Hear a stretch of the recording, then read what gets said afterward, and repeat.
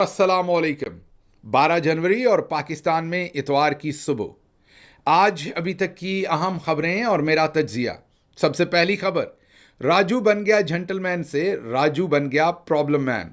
जी हां, मैं बात कर रहा हूं साबिक केयर टेकर प्राइम मिनिस्टर अनवार उल हक काकड़ साहब की। यूं तो अनवार उल हक काकड़ साहब ने हाल ही में इस्लामाबाद के एक निजी होटल में खड़े होकर कुछ ऐसे ताने दिए थे, कुछ ऐसे इंकशाफात किए थे जिससे नून लीग के हनीफ अब्बासी ही नहीं, पूरी नून लीग के कानों से धुआं निकल गया था। हजीमत भी उठानी पड़ी थी और खामोशी भी इख्तियार करनी पड़ी थी।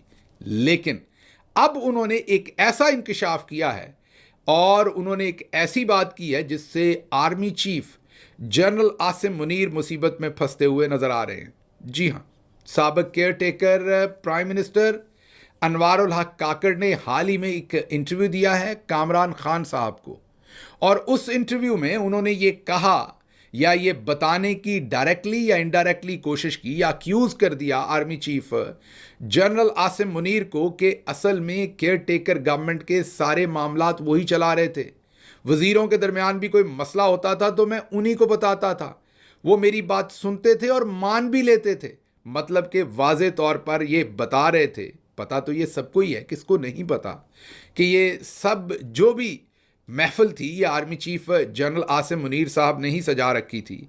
लेकिन किसी भी कॉन्स्टिट्यूशनल ऑफिस में बैठे हुए शख्स का, जैसे कि ये साबिक केयर टेकर प्राइम मिनिस्टर हैं, ये पहली पब्लिक गवाही है। जी हाँ, ये उन्होंने पहली अवामी तौर पर पब्लिकली पहली गवाही जो है वो दी है कि तमाम मामलात जो हैं वो army chief general Asim Munir चला रहे थे। एक वाकया सुना रहे थे कि मिनिस्टर्स के दरमियान जब लड़ाई होती थी तो मैं उनसे बात करता था जाके, क्योंकि एक मिनिस्टर को लोग फारिग करवाना चाहते थे और उन्होंने जाके गलत इंफॉर्मेशन आर्मी चीफ को फीड की। फिर मैंने जाकर उनको सारी बात बताई तो उससे वो मिनिस्टर साहब बच गए। इससे वाज़ेह है कि हायरिंग और फायरिंग कौन कर रहा था, हुकूमत के मामलात कौन चला रहा था और कौन इन सब का बॉस था। और केयर टेकर प्राइम मिनिस्टर जो कॉन्स्टिट्यूशन के हिसाब से तो खुद बॉस था मुल्क का, लेकिन वो बता रहे हैं कि असल बॉस कौन था।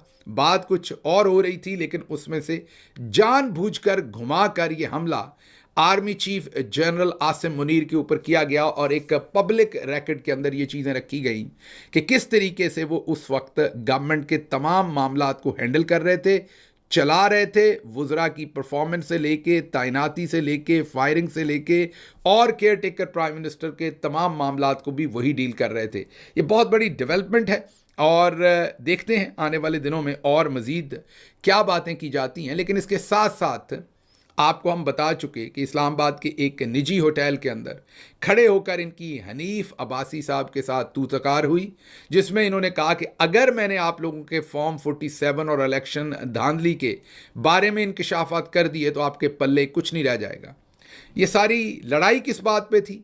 ये लड़ाई इस बात पर थी कि चंद बिलियन डॉलर्स की कुछ गंदम इंपोर्ट हुई थी और उस गंदम इंपोर्ट के ऊपर जो पाकिस्तान मुस्लिम लीग नवाज़ की गवर्नमेंट है वो कहती है कि अनवार उल हक काकड़ साहब ने उसमें करप्शन की।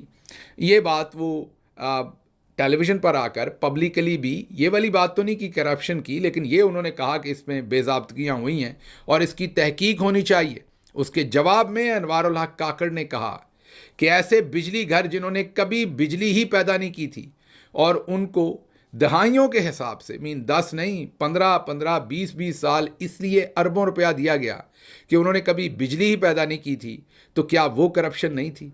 मतलब यहाँ पर जवाब ये है कि अगर मैंने करप्शन की है तो आपने भी की है। ये जवाब था अनवार उल हक काकड़ का। और उन्होंने कहा कि अगर मेरी करप्शन खोली तो फिर बात बहुत दूर तक चली जाएगी। और एक जुमला ऐसा भी था जो मेरा ख्याल है उन्होंने नवाज शरीफ साहब से ही मुस्तआर लिया, और वो जुमला ये था कि अगर इतनी बड़ी पेमेंट्स बिजली घरों को हो सकती हैं तो अगर चंद दिन की गंदम हमने बरामद कर ली और उसमें कुछ आगा पीछा है तो इतना बड़ा कौन सा मसला है, इतना तूफान क्यों उठा रखा है। अब चलते हैं अगली खबर की तरफ, और अगली खबर है इकोनॉमिस्ट का वो आर्टिकल जो इसी खबर को कॉम्प्लीमेंट करता है। जी हाँ, जैसे अनवार उल हक काकड़ साहब ने कहा कि सब कुछ वही चला रहे थे, mean army chief general Asim Munir, तो अब जो इकोनॉमिस्ट का आर्टिकल है वो आर्टिकल है तो लेफ्टिनेंट जनरल रिटायर्ड फैज़ हमीद, साबिक DG ISI, उनका जो ट्रायल हो रहा है, मिलिट्री ट्रायल हो रहा है, उसके बारे में है। और वो आर्टिकल असल में जो बात कहता है उसके अंदर वैसे तो बहुत तफसील है कि ये क्यों हो रहा है ट्रायल, पाकिस्तान की फ़ौज का सियासत के अंदर कितना रोल है, कैसे सियासी जो पूरे का पूरा लैंडस्केप है उसे कंट्रोल किया जाता है, पार्टीज़ को, हुकूमत को, असल पावर ब्रोकर कौन है, बहुत कुछ लिखा है। आपको मौका मिले तो ये आर्टिकल ज़रूर पढ़िए, गूगल कीजिएगा, इकोनॉमिस्ट का आर्टिकल, जनरल फैज़ हमीद का जो ट्रायल हो रहा है उसके बारे में तस्वीर भी हम दिखा रहे हैं। तो ये जो आर्टिकल है, ये असल बात जो कहता है वो वही है, उसी बात को कॉम्प्लीमेंट करता है। और वो बात है, जैसे मैंने आपकी खिदमत पे अर्ज़ किया, काकड़ साहब ने जनरल साहब की तरफ सारे इशारे किए हैं, उसी तरीके से ये आर्टिकल भी यही कहता है कि जनरल फैज़ हमीद का ट्रायल इसलिए हो रहा है कि समझा जाता है कि वो इमरान खान के करीब थे या वो इमरान खान को सपोर्ट करना चाहते थे।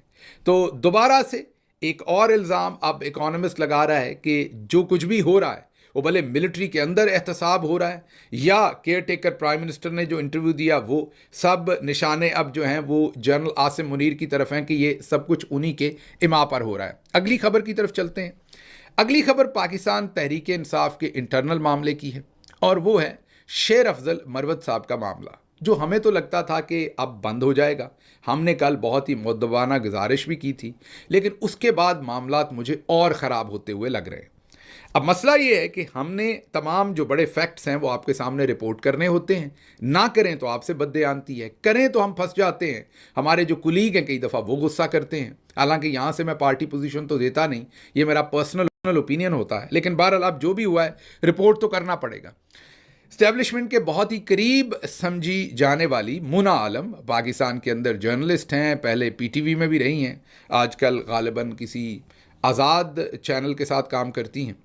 मुना आलम साहबा ने कहा है कि अगर शेर अफजल मरवत को पार्टी से निकाला जाता है या रुकनीत मुअत्तल की जाती है तो उनके मज़ीद बयानात आएंगे और वो ऐसे इंकशाफात करेंगे जो PTI की अंदर की बातें होंगी और PTI को उससे शदीद नुकसान पहुंचेगा। अगर देखिए उनकी रुकनीत मुअत्तल हो जाती है या कुछ हो जाता है या उनको अगर पार्टी से बेदखल कर दिया जाता है तो मरवत साहब आई एम श्योर यहाँ रुकेंगे नहीं, बल्कि उनके जो बयानात हैं वो और ज्यादा तेज भी होते जाएंगे और ज्यादा सख्त भी होते जाएंगे और वो बहुत सारे मजीद इंकशाफात भी कर सकते हैं, बहुत सारी अंदर की बातें भी PTI की कर सकते हैं जो कि शायद PTI कभी भी नहीं चाहेगी कि वो बातें सामने आए। मरवत साहब ऑब्वियसली उनके पास मैं जाती तौर पर जानती हूँ कि बहुत सारी इत्तलात मौजूद है। मुना आलम साहबा ये भी कहती हैं कि वो बातें उन्होंने मुझे बताई हैं और वो उन बातों को सुनने के बाद ये कह रही हैं कि बहुत नुकसान होगा, ये ना कीजिए।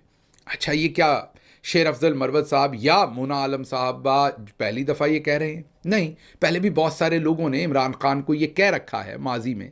आप कितने बड़े बड़े नामों को याद कर सकते हैं कि अगर हमें हाथ लगाया तो हम वो करेंगे जो आपने कभी सोचा नहीं होगा और आपकी पार्टी को शदीद नुकसान होगा।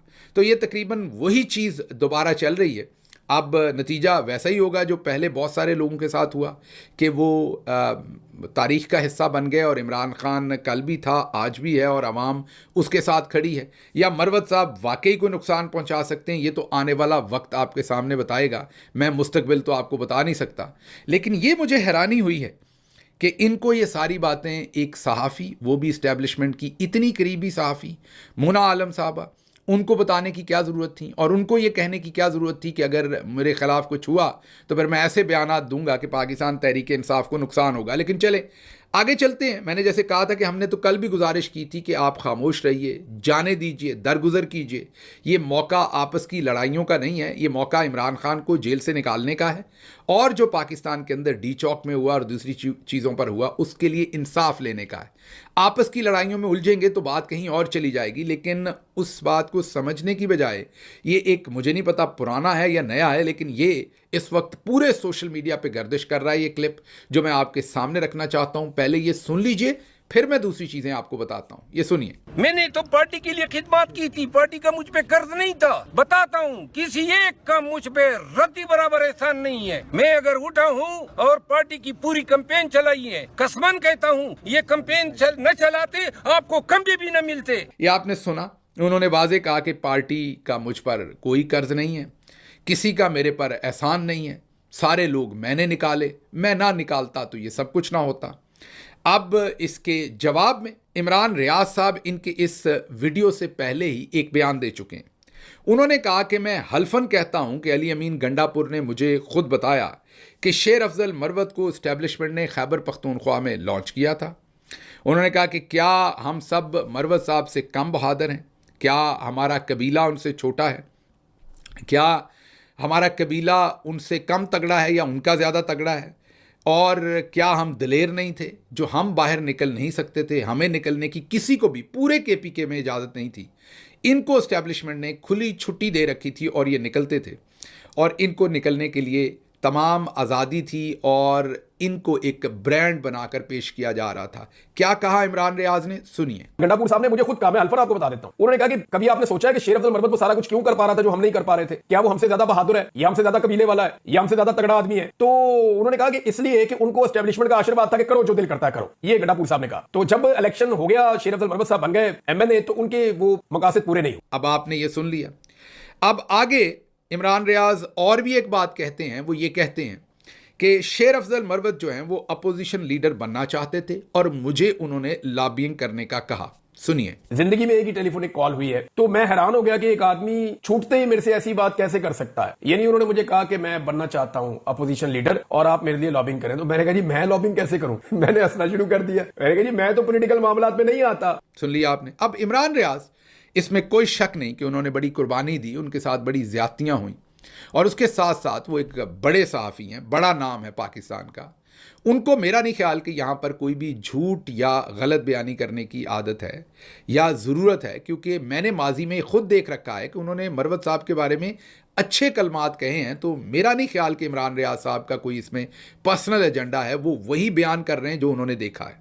अब एक तरफ मरवत साहब का ये कहना कि मैं निकलता था और मैंने पार्टी बचाई, अगर मैं ना निकलता तो खंबे भी ना होते और वोट ना पड़ता। अब इस बात की मुझे इसलिए समझ नहीं आती कि मरवत साहब के निकलने से भी पहले कुछ ना कुछ जलसे जुलूस हुए थे, और उसके अलावा भी ये सोशल मीडिया के ऊपर कुछ लोगों ने तमाम इन्फॉर्मेशन शेयर की है कि शायद पूरी इलेक्शन कैंपेन में 4 जो जलसे हैं वो मरवत साहब के हल्के में हुए, बाकी तमाम बाकी केपी में हुए, और जो केपी के छोटी लीडरशिप थी, आप कह लें ऐसे लीडरशिप जो आप कह लें कि बिल्कुल फ्रंट लाइन पर नहीं थे, सीनियर मोस्ट लीडरशिप को तो या अंदर कर दिया था या निकलने नहीं दिया जा रहा था। बाकी तमाम लोग केपी में निकल रहे थे और लोगों को इकट्ठा कर रहे थे। ये तमाम तफसील अब अरसलान बलोच साहब रख रहे हैं सोशल मीडिया के ऊपर कि कौन कौन सी चीज़ें हुई जिनमें मरवत साहब का हाथ था और कौन सी हुई जिनमें नहीं था। अब इससे आगे अगर चलें, इससे अगली बात मैं सिर्फ आपको यही कह सकता हूँ, दोबारा ये जो सारी की सारी बात है, इसमें अली अमीन गंडापुर साहब ने भी कहा कि मरवत साहब से अगर गलती हो गई तो उसे दरगुजर करना चाहिए और आगे चलना चाहिए। उन्होंने काम किया है तो इस बात से पार्टी के लिए काम किया, पार्टी का हिस्सा हैं, इस बात से दरगुजर करें, छोड़ें और आगे बढ़ें। मेरे ख्याल में मुनासिब बात है, लेकिन इसके लिए सबसे पहले शेर अफजल मरवत साहब को इस पर गौर भी करना पड़ना है और समझना भी पड़ना है। मैंने कल भी उनसे गुजारिश की थी, मैं आज भी उनसे गुजारिश करूंगा कि उन्होंने साबिर शाकिर के ऊपर भी कोई इल्ज़ाम लगा दिया, हाल ही में शायद मुबशर लुकमान के एक इंटरव्यू में मेरे पे भी लगा दिया, इमरान रियाज साहब पे भी लगा दिया, मोहित पीरजादा पे, कोई उन्होंने छोड़ा नहीं। तो मेरी उनसे गुजारिश ये है कि हमने जो भी फैक्ट्स होते हैं वो लोगों के सामने रखने। जैसे देखिए, अली अमीन गंडापुर साहब ने आपकी सपोर्ट में बात की, मैंने यहाँ बताई है। इमरान रियाज साहब ने अपनी याददाश्त शेयर की, मैंने बताई है। आपने जो बयान दिया वो मैंने बताया है। मोना आलम साहबा ने जो बात की वो मैंने आपको बताई है। लेकिन मैं अपना तज्जिया आपको दे देता हूँ कि ये सब सच रिपोर्ट करने के बाद क्या शेर अफजल मरवत साहब आपका एक अच्छा इमेज जा रहा है?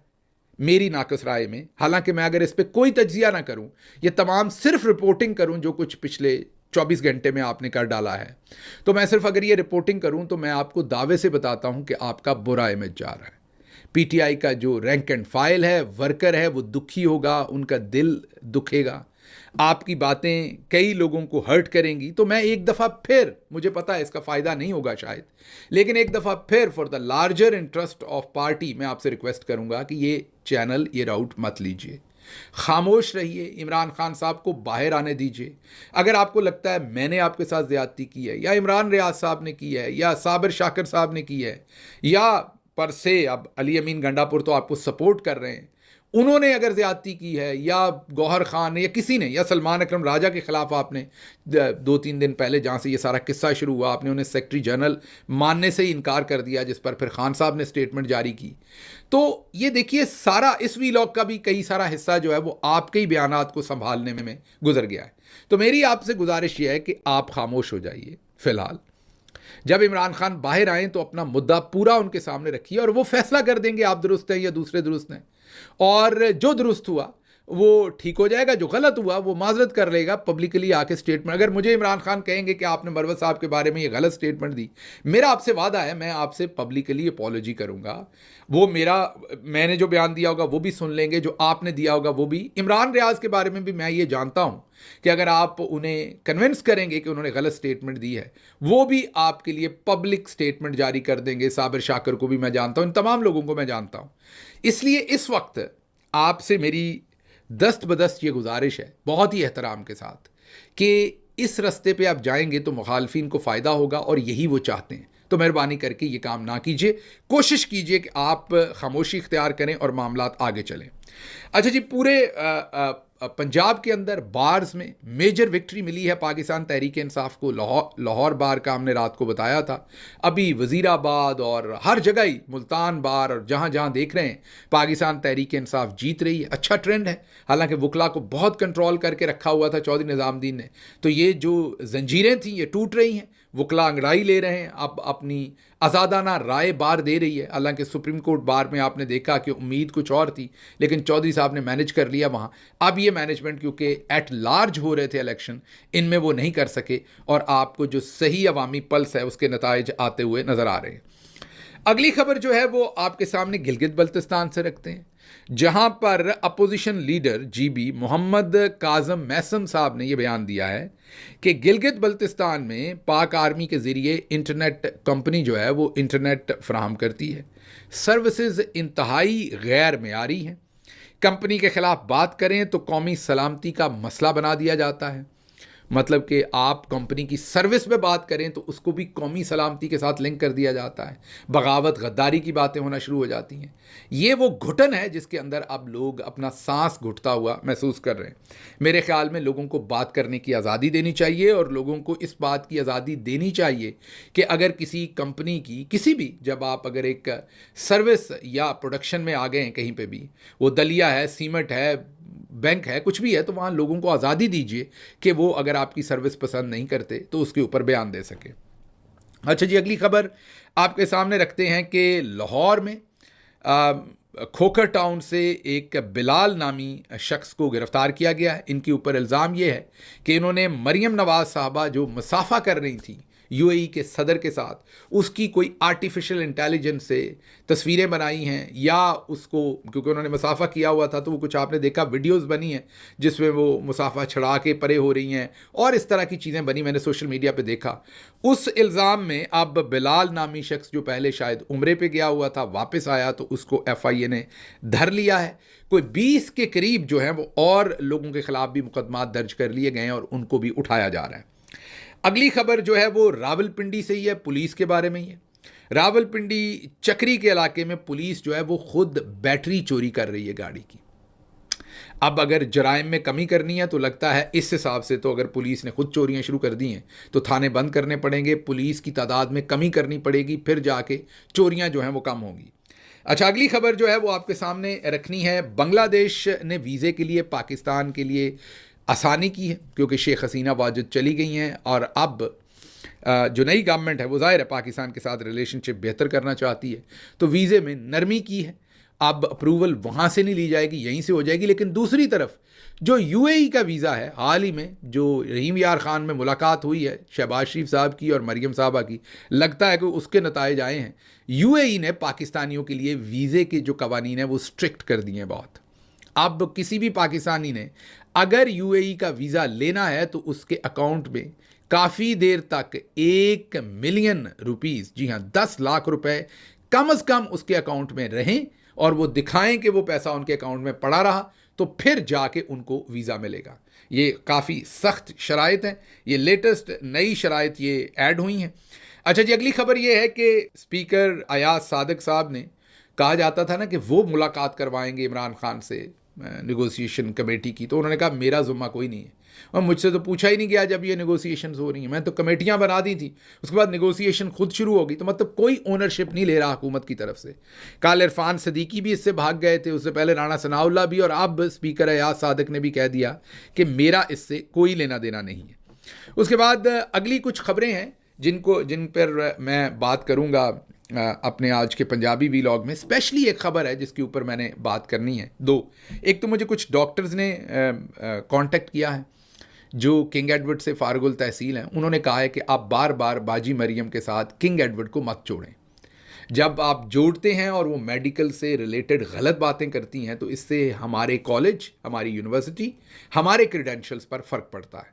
मुझे 3 से 4 डॉक्टर्स ने ये गिला किया है और उन्होंने कहा कि आप ये गलत काम कर रहे हैं, और मरीज़ जो सादा लो मरीज़ हैं पाकिस्तान में, वो पूरे किंग एडवर्ड के डॉक्टर्स को फिर नालायक समझना शुरू हो जाएंगे। हालांकि ये सबको पता है कि किंग एडवर्ड पाकिस्तान का मोस्ट प्रेस्टिजियस इंस्टीट्यूशन है, और वो वहाँ पर जो फारगुल तहसील डॉक्टर्स हैं वो पूरी दुनिया में अपना नाम कमाते हैं। तो उन्होंने कहा ये आई ज़रूर थी, लेकिन ये वहाँ पर कभी कोई एग्ज़ाम पास नहीं कर सकी, अपने वालिद की सिफारिश पर आई थी, बाद में वहाँ से फारिग हो गई। तो आप हमारे कॉलेज को बराए मेहरबानी इसमें बदनाम ना करें।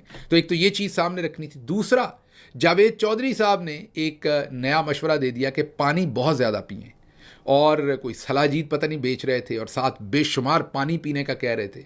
तो डॉक्टर्स ने कहा है कि ये शख्स लोगों की जान लेगा।